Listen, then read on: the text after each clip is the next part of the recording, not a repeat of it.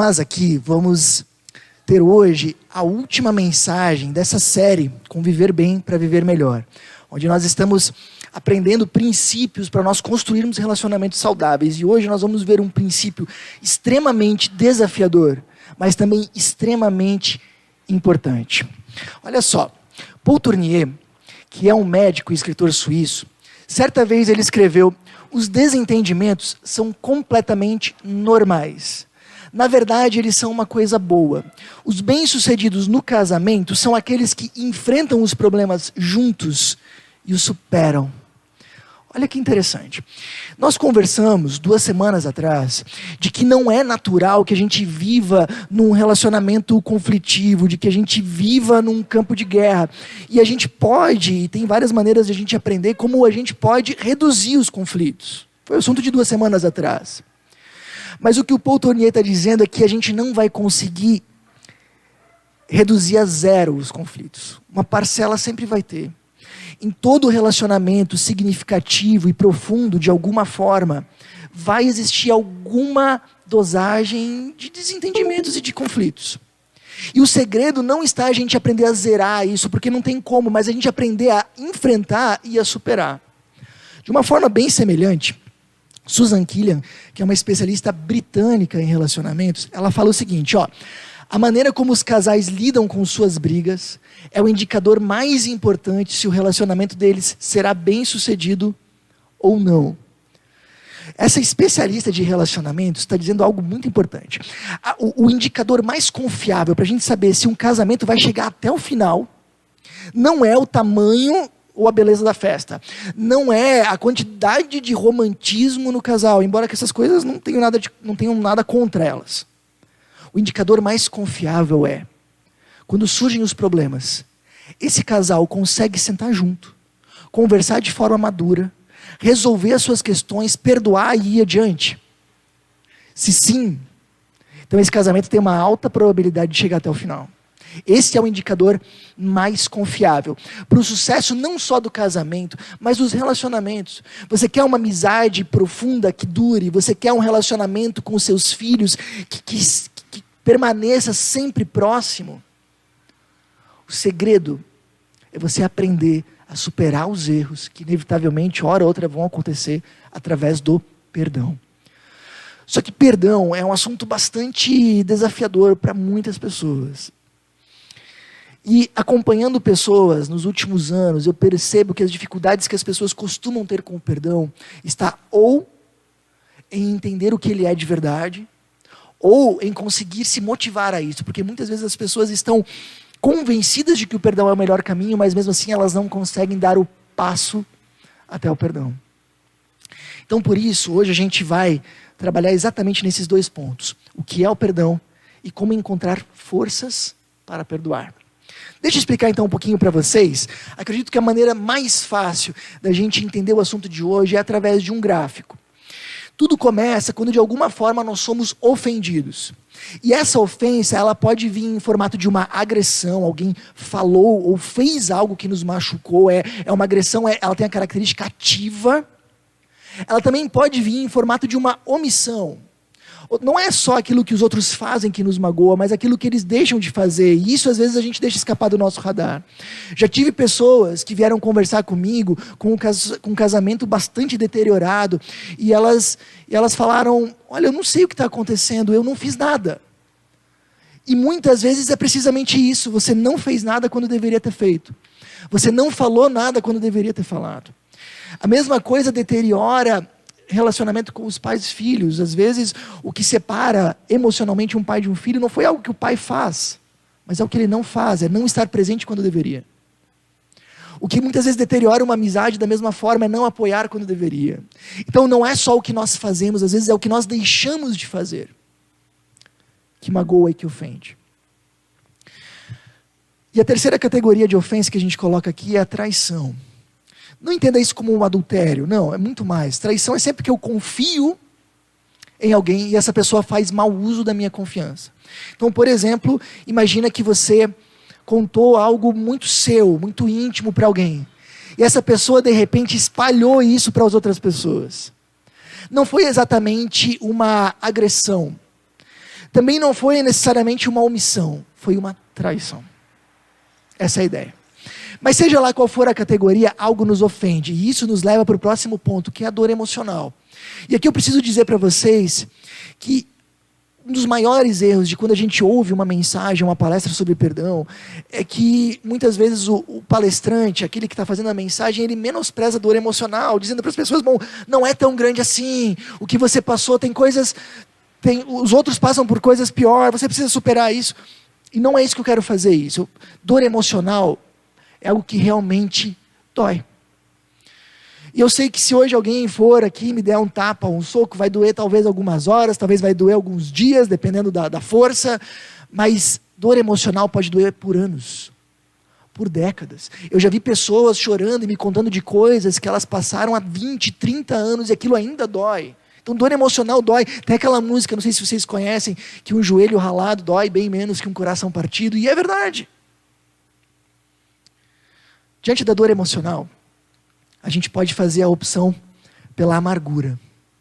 E de repente você chega nesse momento e você diz, credo Jorge, opção pela amargura, eu não sou uma pessoa amargurada. Entenda o que é amargura. Sempre que nós alimentamos a raiva no nosso interior, isso se chama amargura. Sabe quando você fica pensando, depois que alguém te ofendeu, como ele pôde fazer isso comigo? Depois de tudo que eu fiz, como ela pôde fazer isso comigo? Sabe o que é isso? É amargura. Quando a gente alimenta a raiva dentro de nós, isso é rancor ou amargura. Bom, você ficou alimentando isso, vamos dizer, por um tempo. Mas o mundo dá voltas, não é mesmo? E em algum momento você vai ter uma situação propícia para se cobrar.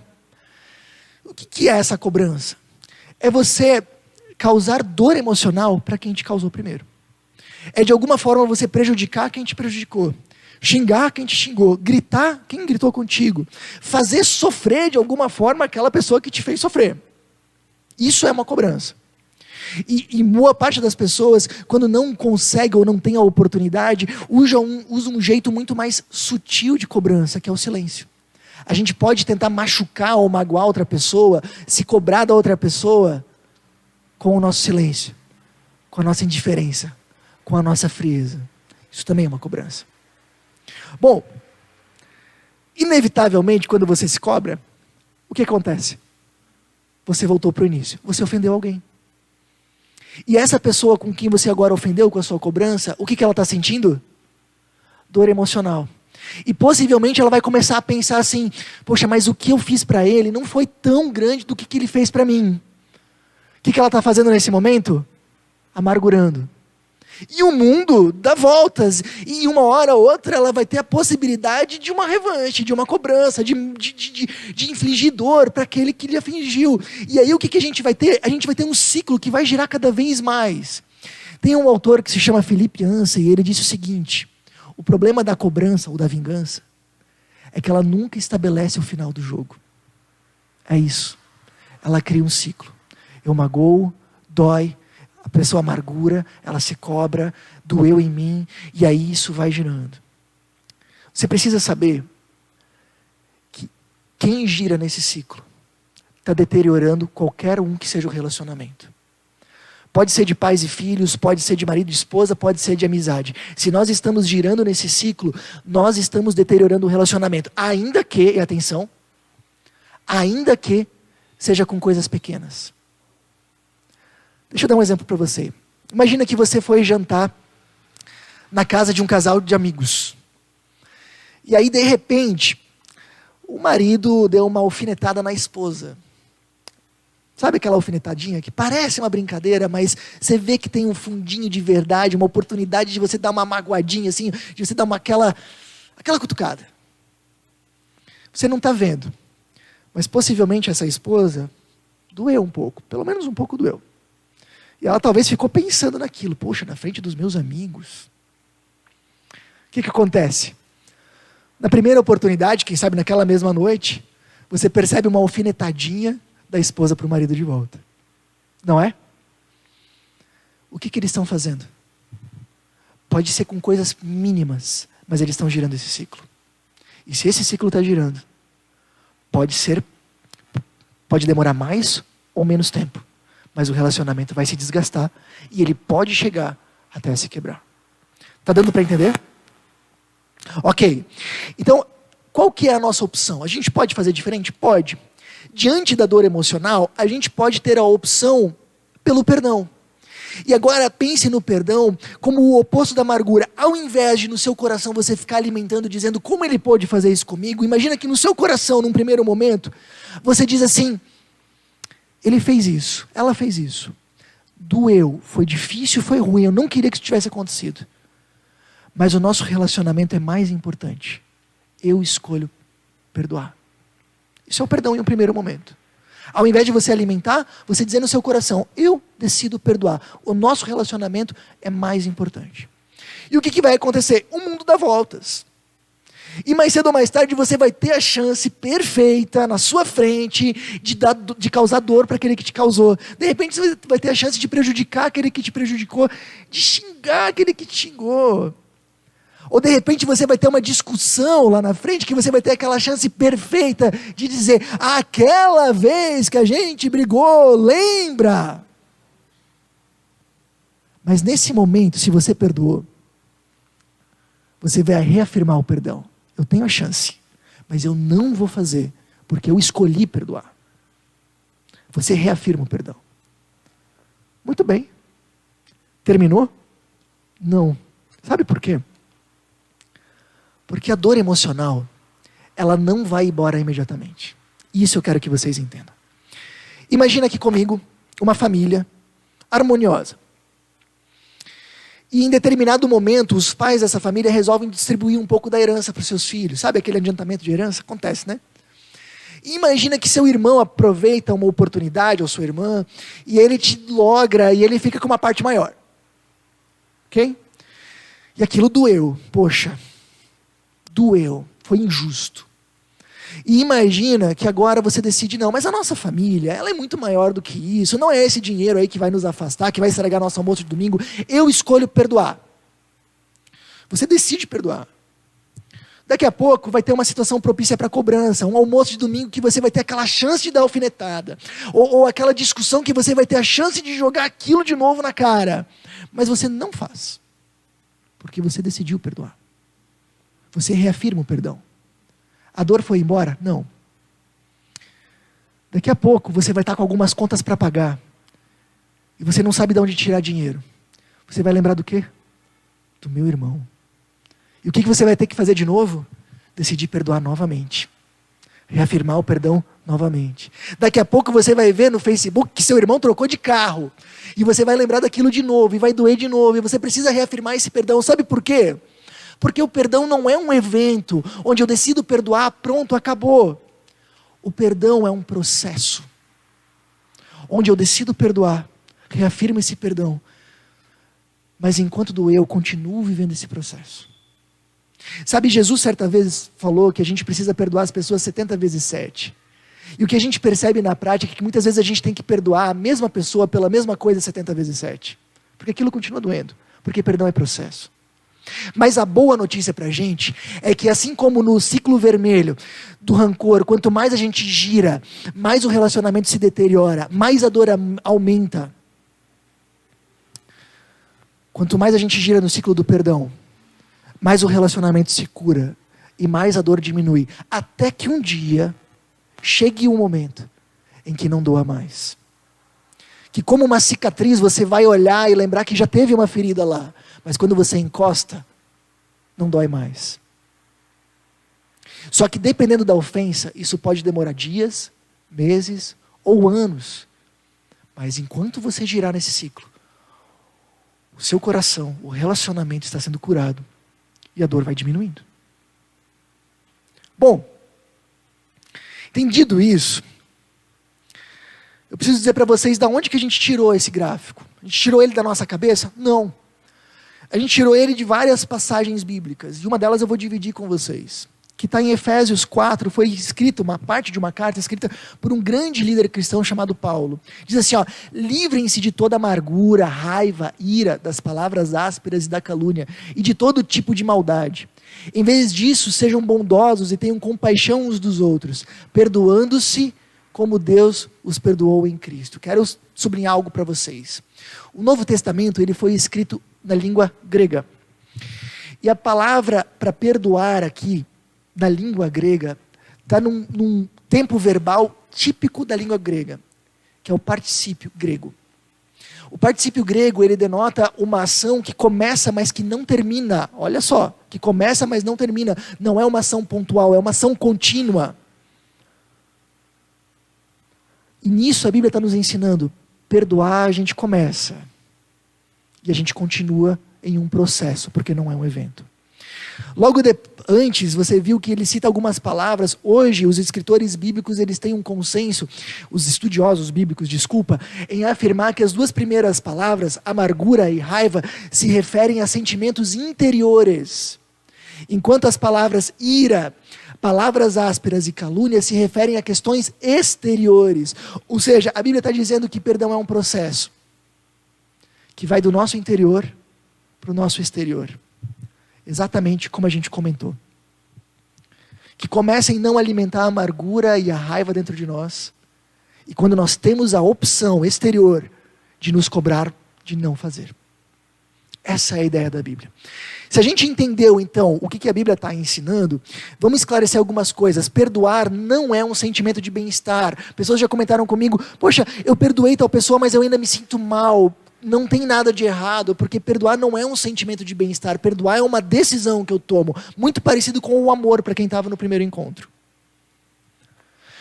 Perdoar não é um evento pontual, fiz e agora estou pronto. Não, ele é um processo que a gente precisa girar.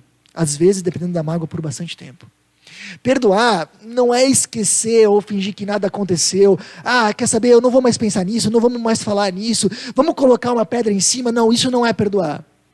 Perdoar é identificar o dano e assumir ele.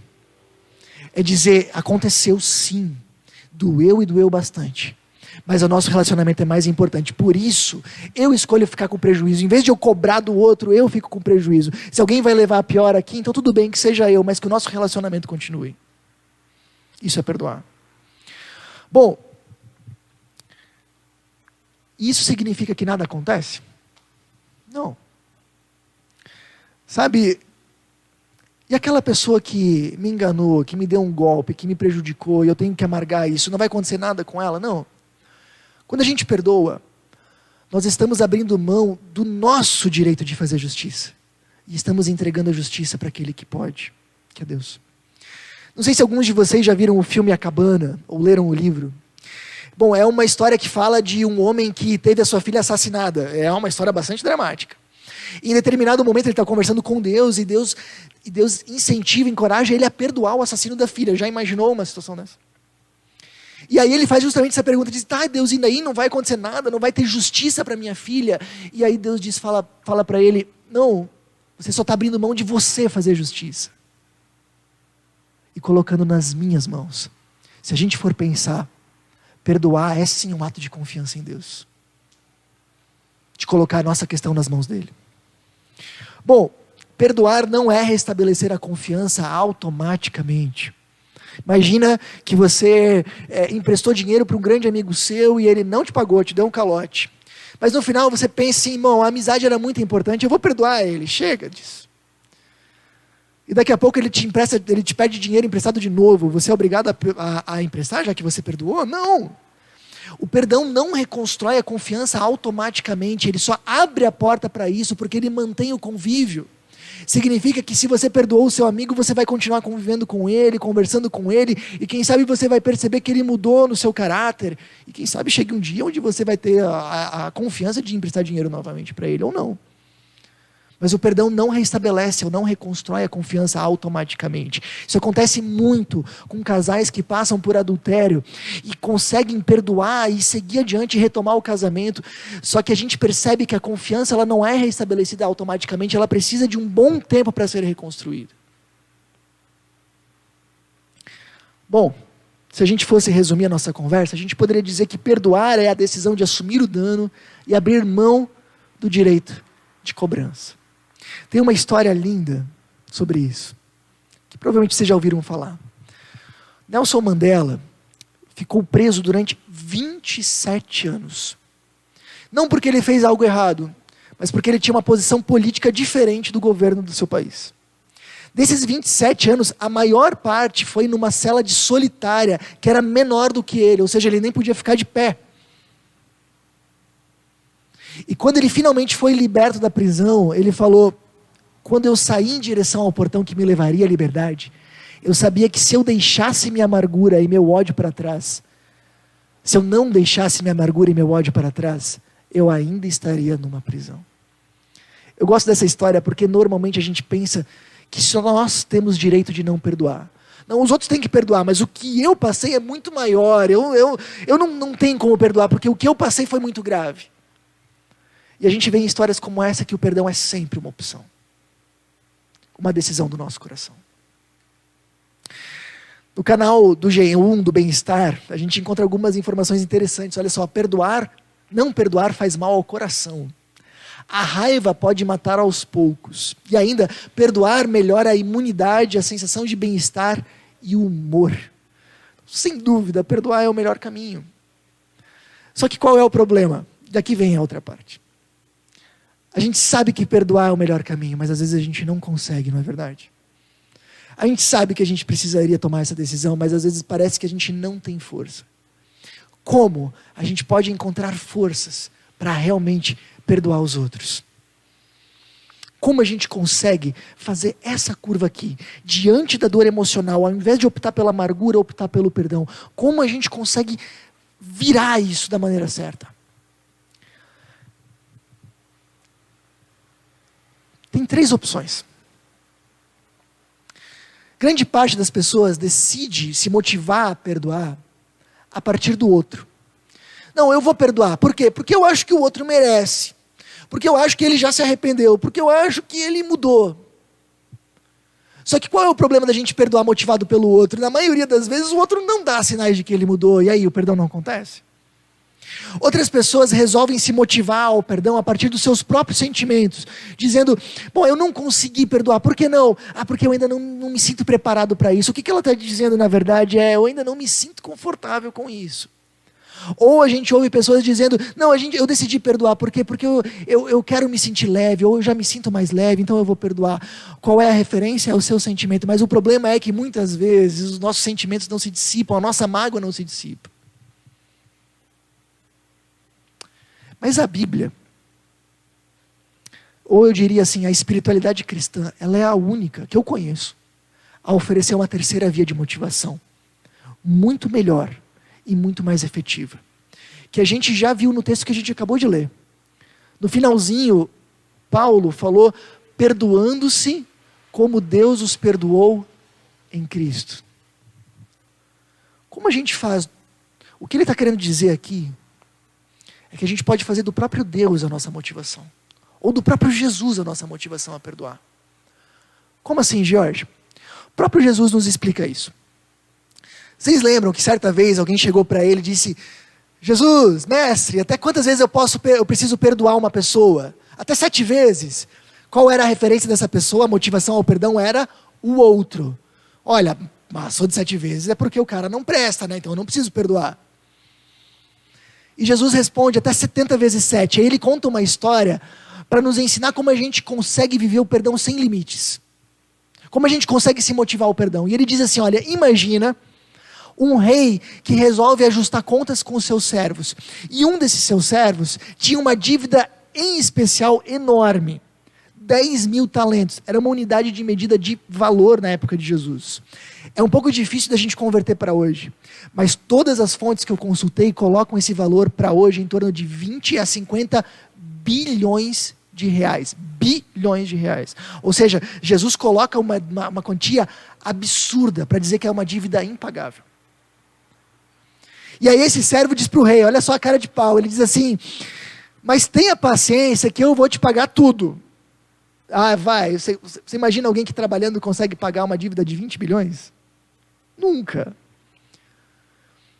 E o rei, então, ele tem a opção de executar a justiça. Sabe qual era a justiça da época?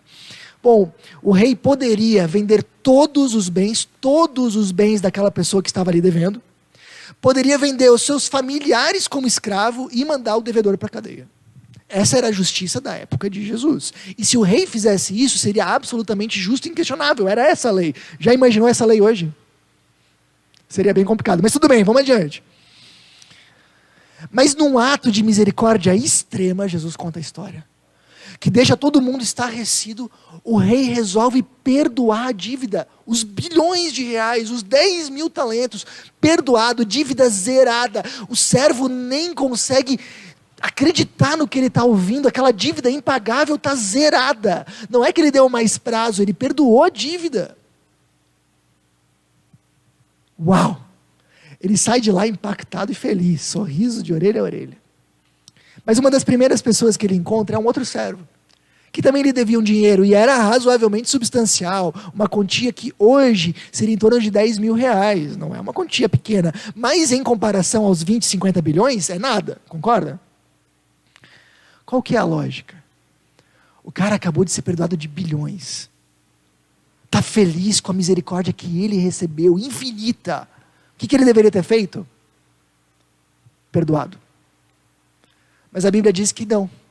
Ele executa a justiça. Vende os bens do camarada até ele pagar a dívida. Jesus fala, o rei ficou sabendo daquilo. Chamou de volta aquele servo. Revogou o seu perdão. E executou a justiça na vida dele. Terminou a história de Jesus. O que ele quer ensinar?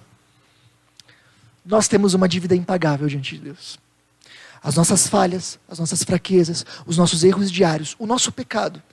Ele acumula na justiça de Deus uma dívida bilionária, uma dívida absolutamente impagável. Não teria como. O tamanho da nossa dívida, sabe qual que é? Nós só temos um exemplar do que é um ser humano sem pecado, que é Jesus. O tamanho da nossa dívida é a nossa distância de caráter até a distância do caráter de Jesus. Calcula. Isso é realmente impagável. Correto? A Bíblia vai dizer que quando nós dizemos assim, não, mas eu sou uma pessoa boa, quando eu faço coisa errada, mas eu também faço coisa boa, eu vou compensar uma coisa com a outra, vai mais ou menos se empatar. Jesus está dizendo, isso é tão absurdo aos ouvidos do juiz que é Deus, do que uma pessoa dizendo, não, mais um diazinho eu pago a minha dívida de 50 bilhões. Não tem como. A dívida é grande demais. Os nossos erros são grandes demais. O que nós deveríamos ser é longe demais do que nós somos. E nós estamos diante de um destino terrível também, que a Bíblia chama de morte. E quando a Bíblia fala de morte, ela diz isso em 3 aspectos. Primeiro, a morte física, morrer realmente. Segundo, um morrer espiritual, que é mais ou menos viver uma vida vazia, viver uma vida com o sentimento de que falta alguma coisa, de que a vida deveria ser mais do que ela é. E no terceiro aspecto, a morte eterna, aquilo que a Bíblia chama de inferno, de viver eternamente afastado de Deus. Então, o que Jesus está dizendo é, nós, diante de Deus, temos uma dívida impagável, não tem o que a gente fazer, e o nosso destino é terrível. Mas esse Deus nos surpreende de uma maneira absurda, pagando a nossa dívida. Não só como o rei faz, que simplesmente diz, está perdoado e pronto. O nosso Deus perdoa a nossa dívida de uma outra forma, Ele dá a vida do seu Filho. Lembra que eu falei que alguém tem que levar o prejuízo, alguém tem que assumir a conta? Para nos perdoar, Deus assumiu a conta era a morte, então seu Filho morreu no nosso lugar. Ele tomou sobre Ele aquilo que era nosso, para que a nossa conta fosse paga. E a nossa dívida bilionária agora na justiça de Deus, ela está paga. Jesus pagou. Com o seu corpo e com o seu sangue. E agora a gente tem uma opção a tomar. A gente pode continuar a nossa vida, pensando que isso é uma história bonita, ou continuar insistindo de que a gente vai dar conta do recado, e uma hora a gente consegue pagar os 50 bilhões. Ou a gente pode aceitar o perdão de Jesus, confiar nele, receber ele no nosso coração, e dizer, eu quero viver esse perdão. E se a gente faz isso, a Bíblia diz que uma paz e uma liberdade enorme inunda o nosso coração. E essa misericórdia, essa generosidade começa a fluir da nossa vida para os outros. Ou seja, quando a gente encontrar pessoas que por mais que tenham nos ofendido, ainda vai ser nada comparado ao que Deus nos perdoou, a gente pode fazer de Deus a motivação. Então entenda o seguinte: como cristãos, diante da dor emocional, por que a gente escolhe o perdão? Não porque o outro merece, talvez nem mereça. Não porque eu me sinto bem, talvez eu não me sinta bem sobre isso. Mas eu escolho perdoar, porque Deus me perdoou de infinitamente mais. Essa é a nossa motivação. Eu escolho perdoar, porque Deus me perdoou de infinitamente mais. A minha motivação, então, é o próprio Deus. Queria convidar você a pensar um pouquinho agora na sua vida. Existe algum relacionamento em que você esteja girando no ciclo da amargura, ao invés do perdão? Talvez enquanto a gente estava falando aqui, você pensou em alguma pessoa. Pode ser pequeno, pode ser grande. Quem é? Segunda pergunta. O que te impede de tomar uma decisão pelo perdão hoje? O que te impede de tomar uma decisão pelo perdão hoje? Ah, mas eu não me sinto bem sobre isso. Não é uma questão de sentimento. Ah, eu não sei se o outro merece. Não é uma questão de merecimento. Eu não sei se eu posso confiar nele ainda. Não é uma questão de confiança. O que te impede de tomar uma decisão de dizer, eu perdoo? Queria que você decidisse. Te incentivar, te encorajar a decidir. Receba o perdão de Deus através de Jesus. Decida isso. Eu acredito que essa é a decisão mais importante que a gente pode tomar na nossa vida, porque se a gente tomar essa decisão, a gente vai viver a vida de uma outra forma, completamente diferente. Você vai viver a vida como? Tendo que pagar essa dívida, ignorando essa história, ou aceitando e moldando a tua vida a partir dela. Segundo, decida passar esse perdão adiante para as outras pessoas.